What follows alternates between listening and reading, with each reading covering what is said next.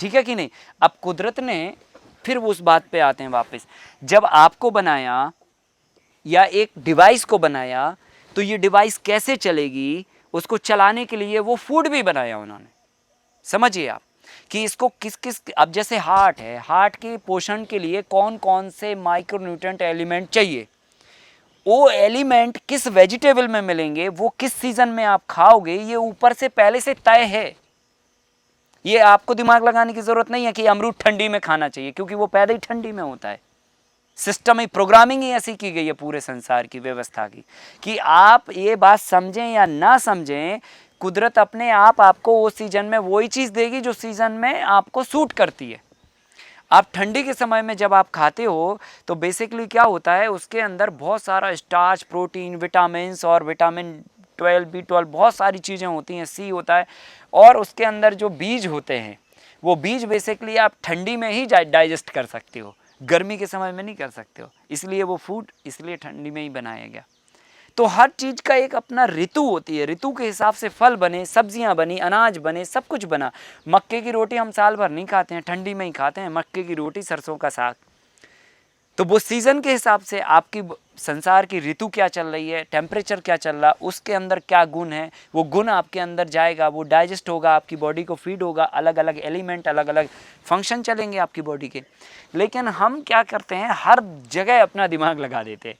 इंसान एक ऐसी डिवाइस है जो जिसको जो काम करना चाहिए वो कभी नहीं करता। मैं डेफिनेशन बता रहा हूँ आपको, है ना। इसको जो काम करना चाहिए ये वो काम कभी नहीं करता, और जो काम नहीं करना चाहिए वो रोज करता है। समझना बात को। और एक तीसरी कला है उसके अंदर, जो काम जो कर रहा है उसको करने नहीं देना, ये तीसरा प्रोग्रामिंग है ना। जैसे मान के चलो कोई चिड़िया जो है ना अपना काम कर रही है साहब, चुन रही है खेतों से, तो वो क्या करेगा, अब ये चिड़िया आके पेड़ पे बैठनी है, वो पेड़ काट देगा। समझ रहे ना। अब जैसे वो तो खुद काम कर नहीं रहा, और चिड़िया लगी है अपने काम में, तो उसका घर मिटाएगा कि तुम भी नहीं करो, है ना। तो ये हमारी समझदारी का लेवल कहाँ पहुँच गया, ये बात हमको समझना पड़ेगी, ठीक है।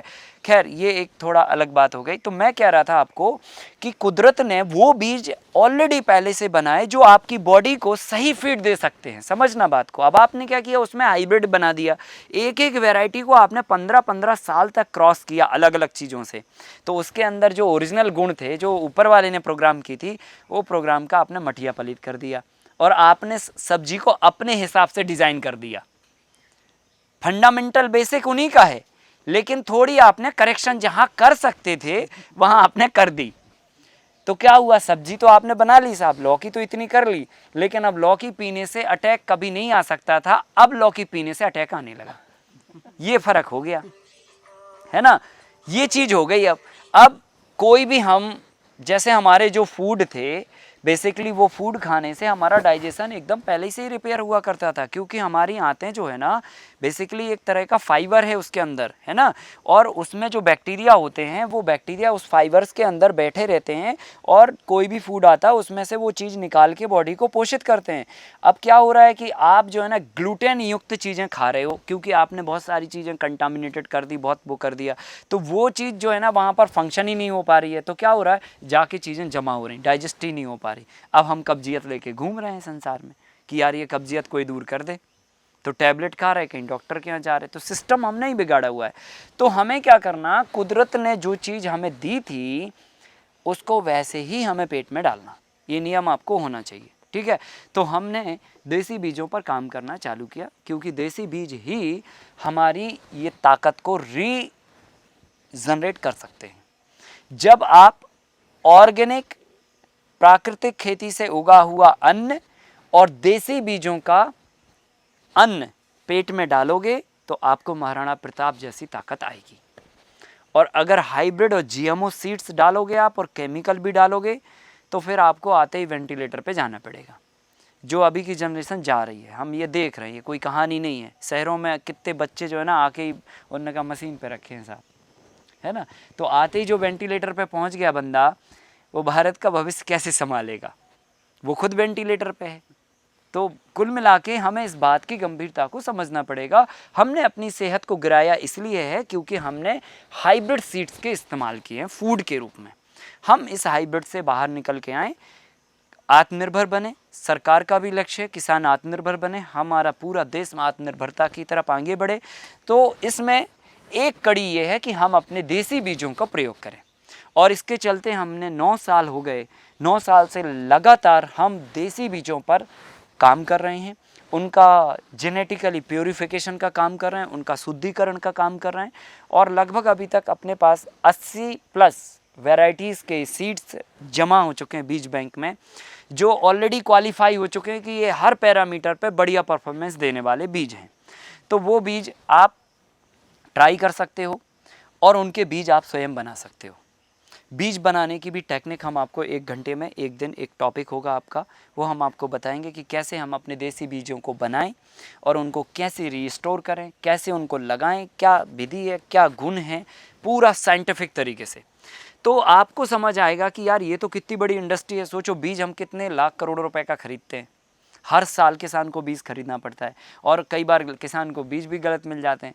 और ठीक है, ये तो सब ठीक है, हम खरीद भी लेंगे, सब कुछ कर लेंगे, अल्टीमेटली वो ताकत तो है ही नहीं वो भी चीज़ों के अंदर। हम खाना खाते हैं, हमारे अंदर एनर्जी नहीं होती है, और जबकि हमें खाना खाने के बाद घोड़े जैसी ताकत आना चाहिए। और अब ऐसे हो गया कि अगर 1 चम्मच 2 चम्मच भी ज़्यादा हो गया तो हम लेट जाते हैं, ताकत तो दूर की बात रही।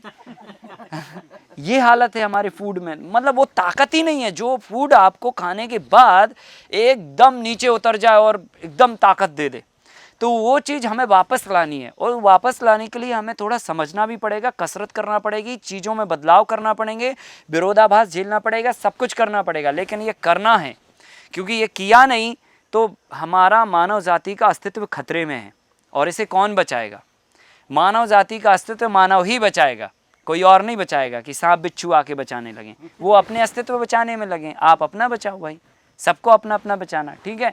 तो हमें अपने देसी बीजों पर वापस लौटना। इस कड़ी में मैंने जो इनोवेशन किया इसमें, देसी बीज तो ठीक है बहुत सारे और भी लोग कर रहे हैं, सिलेक्शन विधि के माध्यम से बीजों का चयन करना, ये विधि मैंने तैयार की। सिलेक्शन विधि क्या है? आप हर स्टेज में पौधे को जेनेटिकली कैरेक्टर के हिसाब से सिलेक्ट करिए, नॉट कोई परिवर्तन, मतलब उसमें कोई चेंजेस नहीं करना हमें, ना उसमें कोई ब्रीडिंग करनी है, केवल हमें जेनेटिकली कैरेक्टर उठाने हैं। एग्जाम्पल मैं अभी बता देता हूँ, जैसे एक क्लास में अगर 100 बच्चे हैं और 100 बच्चों में एक बच्चा है जिसके नंबर सबसे ज़्यादा आए, मार्क्स सबसे ज़्यादा आए, हमें क्या करना? 99 को छोड़ के एक को पकड़ना, उसके जेनेटिकली कैरेक्टर को आगे बढ़ाना, खत्म। सो हम वही बीजों के साथ में भी करते हैं कि अगर हमने 100 पौधे एक खेत में लगाए, उसमें से जो बेहतर परफॉर्मेंस देगा हम उसको ही सिलेक्ट करेंगे। उसके पैरामीटर हैं, वो पैरामीटर मैं आपको 1 घंटे के एक टॉपिक में एक्सप्लेन करूँगा, ठीक है। तो अगर ये सीख गए तो बीजों से आप मुक्त हो जाएंगे और फ्री हो जाएंगे। आप अपने खुद बीज बनाइए, खर्चा भी कम होएगा और बीजों की ताकत भी आपको मिलेगी। तो कुछ बीज हमारे पास हैं जो आप हमसे ले सकते हो, कुछ हमारे पास नहीं है और लोगों ने किए हैं इकट्ठे, उनसे ले सकते हो, और बाकी के हम लोग कई हज़ार बीजों पे अलग अलग फार्मों पे, अलग अलग जगहों पर, अलग अलग फार्मर्स के साथ में ट्रायल भी कर रहे हैं। लेकिन वो बीज बैंक में तभी आता है वो बीज जब वो हर पैरामीटर पे खरा उतरता है कि हाँ ये परफॉर्मेंस दे सकता है, तभी हम उसको बीज बैंक में शामिल करते हैं। ऐसे तो नहीं, बहुत सारे बीज हैं, किधर से भी ला के हम इकट्ठा कर सकते हैं और कह देंगे 800 बीज है हमारे पास, ठीक है। तो ये चीज़ है, ये हम आपको सिखाएंगे। फिर इसके बाद 5वां इनोवेशन है बायोडाइवर्सिटी को क्रिएट करना। जैव विविधता फार्म पे ही तैयार होना चाहिए। 9-10 साल खेती करने के बाद मुझे एक बात बहुत गंभीरता से जो समझ में आई, वो ये, कुदरत को समझते हुए, कि खेती किसान और इंसान नहीं करता। ये बहुत ही शॉकिंग बात है, पर ये सत्य है। क्यों? अगर करता होता तो उसकी मर्जी के मुताबिक सब कुछ होना था, लेकिन नहीं होता। कहाँ होता? हम चाह रहे हैं इस आम के पेड़ में 100 फल लगें, लेकिन 10 ही लग पाते।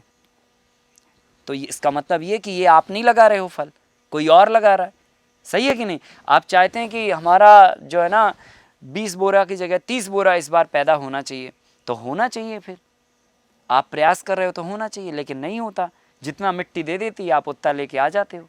इसका मतलब ये है कि ये काम आपके हाथ में नहीं है कि कितना आएगा, कैसे आएगा, बराबर। तो ये काम किसी के हाथ में तो होगा,